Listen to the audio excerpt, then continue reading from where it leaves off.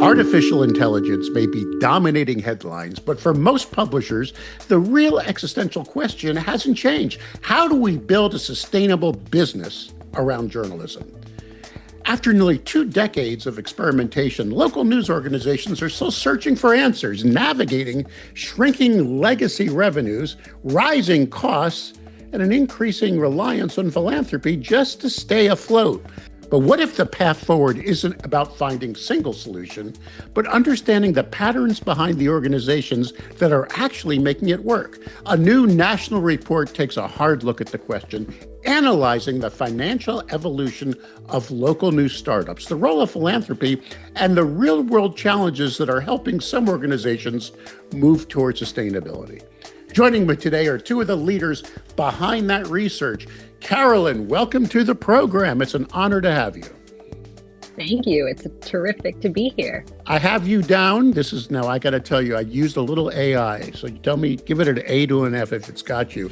You're a media executive and journalist who has held leadership roles across digital media, audience strategy, and newsroom transformation.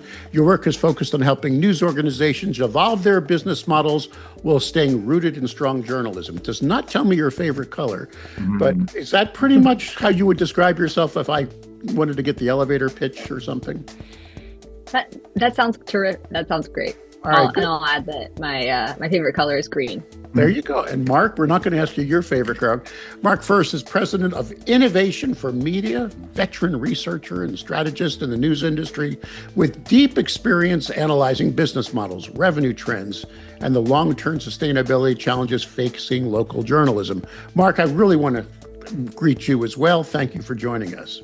Thank you for inviting us. Together, both of you have helped lead this new report, Meeting the Revenue Challenge, Philanthropy's Role in Local News Growth, examining what's actually working and what isn't working. Before we dive in, we're going to take this break. We'll come back and chat with Carolyn and Mark in just a second. Hello, my name is Walter Hussman. Our family has been in the news business for over 100 years. Journalism includes 2 parts: reporting the news and providing opinions. But in recent years, there's been too much opinion appearing in news reporting. This has eroded public trust in news reporting to the lowest level of any U.S. institution.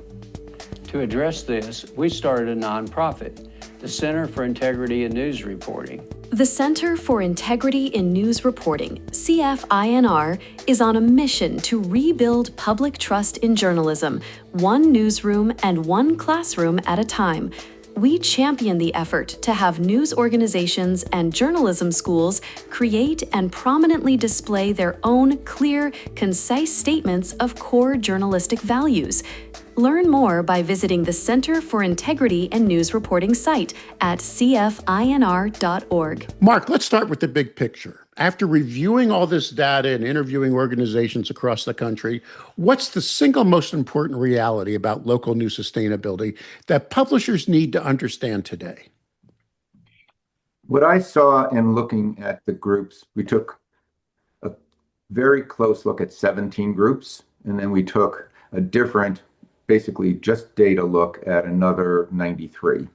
And when we looked at that, the thing that came through to me, and we are very heavily focused on nonprofit news groups who are relatively new, is that their ability to sustain their service is a result of a number of clearly distinguishable building blocks of revenue.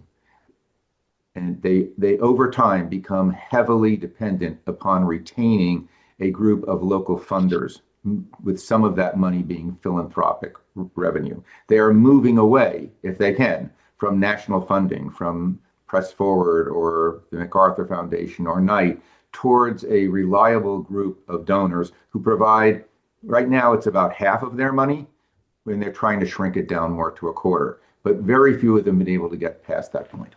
Carolyn, the report looks at organizations that are actually approaching sustainability, not just trying to survive. What are they doing differently early on? A great question. I think one piece that we identified in the research is that it took, what we saw is about 5 years for these organizations to get their footing. And so in that period, there's a couple of things that happen. For one of the building blocks that Mark just referenced is the people who start these organizations are often journalists themselves, and there's a process by which they identify themselves not just as perhaps reporters or editors, but really truly as publishers. And it made me think about the name of your institution, editors and publishers, right? Like those are two roles that we've had for a long time that have held together and knit together these organizations with two key core competencies, business and editorial. And for a lot of these organizations, there's one person trying to do both and getting up to speed very fast on that business side. And so what we identified with the successful groups that we interviewed and then studied was they had leaders who were quick to identify that they needed to dig in on the business fundamentals and were willing to make that shift perhaps sooner. I skimmed the report, Mark, and what I found fascinating is the core revenue streams really haven't changed: philanthropy, audience revenue, and business support. I mean, am I missing something? Is there anything else that's new, or is it still those three legs on the stool right now? There are a couple of emerging streams, but they haven't been developed enough. I think you know about them. There's state funding coming from some tax benefits that can be offered. I'm in New York, and that bill has gone through, and they're still figuring out how to apply it. But no, the four basic revenue streams that people have been working on, and it is major philanthropy, localized philanthropy, earned revenue through subscriptions, and some business support. Those things are still the building blocks of revenue. And it's a little surprising because there's certainly been a lot of effort to try to find out new ways to bring money in. But if you go through groups that have been involved in this for 15 years or so, those are still the four building blocks. Hey, Carolyn, when we interview people about philanthropy, it's usually just startup money. Then they got to find their stride. It's now a major piece of the pie for many of these organizations. Is this a temporary bridge, or is it becoming a permanent part of a sustainable business model in news today? It is part of the revenue pie.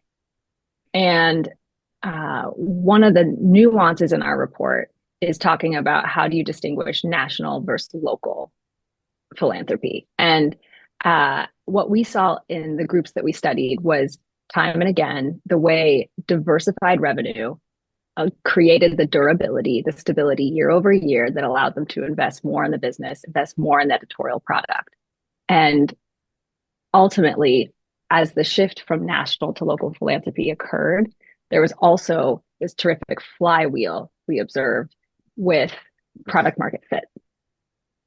Mark, did that surprise you about the dependency on philanthropy when you saw that, or are we just accepting that now as just if you ain't looking for it, you're missing a very important part of the stool right now?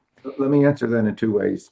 The first one was I was slightly surprised to see the degree to which larger philanthropic dollars still remain very important to the groups that have been around for a decade or more. But the other piece that I think I expected to find, because I have built a couple of companies in my life, was the difficulty that the groups go through as they face the question of, if I get some money, do I invest it in the product or do I invest it in the business that supports the product? And for you, our editor and publisher, there's always tension between those two parts of an organization. And sometimes even it's kind of a bitter relationship. Imagine people moving from the editorial to the publishing side and then having to take on the role, which you've had, I think, for your group, how to divide the money, how to take the next step.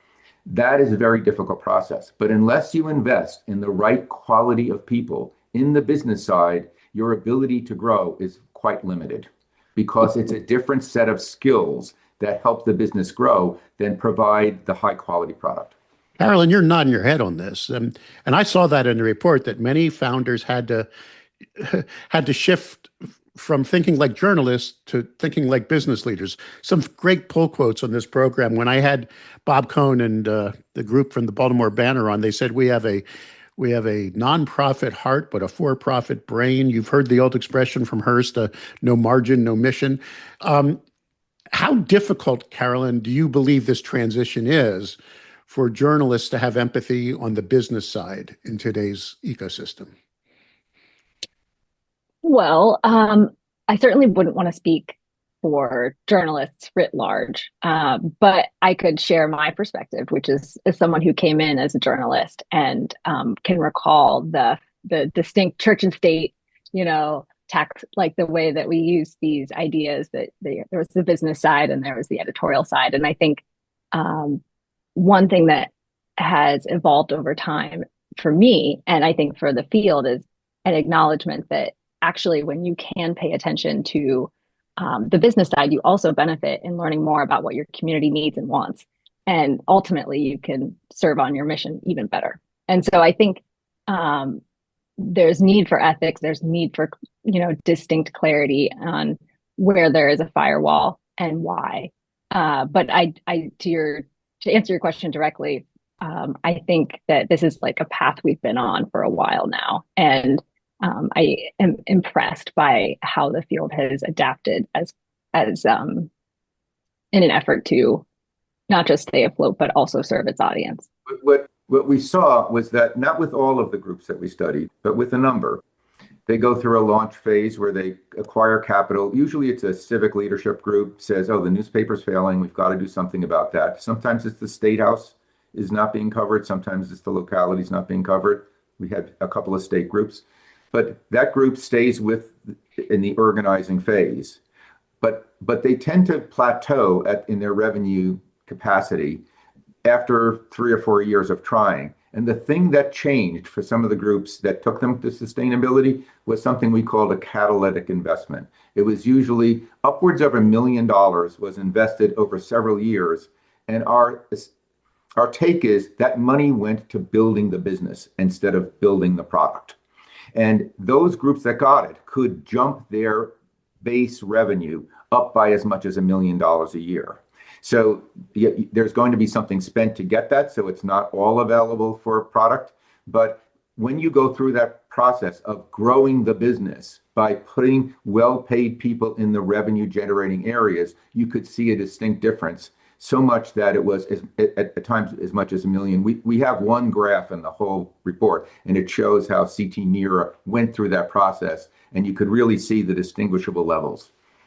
Let's talk about a timeline here, Carolyn. For some publishers watching this program, waiting 5 years to build a stable base can feel a bit overwhelming. Is that timeline realistic? Is that what you really see, 5 years to be, have a long-term strategy for that, to find that sustainable base? That is it's sort of retrospective, right? Like, we're looking at what has worked in the past. I think it is possible to take advantage of the building blocks as we're identifying them. Like, if you can invest, like Mark just mentioned, the catalytic capital that allowed news orgs to jump to a new strata.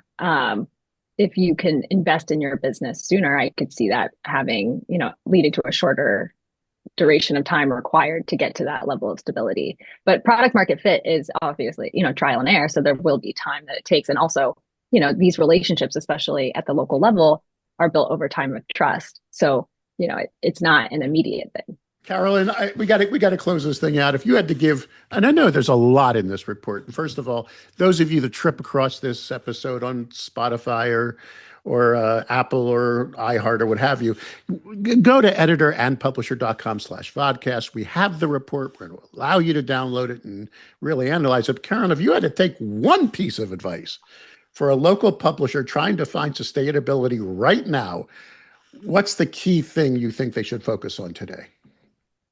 Oh, that's an important question. I'm going to give you a two-pronged answer.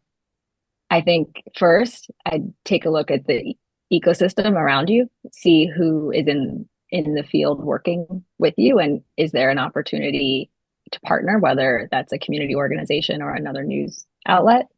So I would do an ecosystem analysis. And then I think the second part of that is I would consider where I can build more relationships at the local level. So I think the more that local news organizations are embedded in their communities, they'll be in better position to build out that diversified revenue pie. Mark, I'm going to let you bring this thing home with one of my favorite questions to ask people who have analyzed research or doing whatever. Are you optimistic with all the pressure now on this industry that's actually written in the Constitution that we are here to bring truth to power? We have a place in our democracy, 250-year experiment. Are you optimistic about the future of local journalism after analyzing this report and all the other data and things you see? Do you wake up optimistic about our future, sir? I think I wouldn't describe myself as optimistic. We saw groups survive and thrive who came out of very modest investment. So what I saw was a thirst on the part of a portion of the public to have local news and a willingness to put up the money to create organizations from $2 to $5 million in size. That's what we were studying. I think in the right circumstances, we will see the enduring, work of those groups. What I'm less optimistic about is how do we extend that to lower population areas and some underserved audiences? That seems to be a much more difficult question. But I think we saw that you can do it. It'll take you a while if you have the backing, and you can put the newsroom together in the building blocks we were talking about. The report is called Meeting the Revenue Challenge, Philanthropy's Role in Local News Growth. Two people who collaborated and helped bring this information to the industry are Carolyn Porter and Mark First. I want to thank both of you for being part of the program. Keep in touch with us and make sure you keep doing the job we need to find out what's going on that's working so we can find that sustainable business model. Thanks to both of you. Thank you, Mike, and I read your newsletters all the time. Keep up the good work.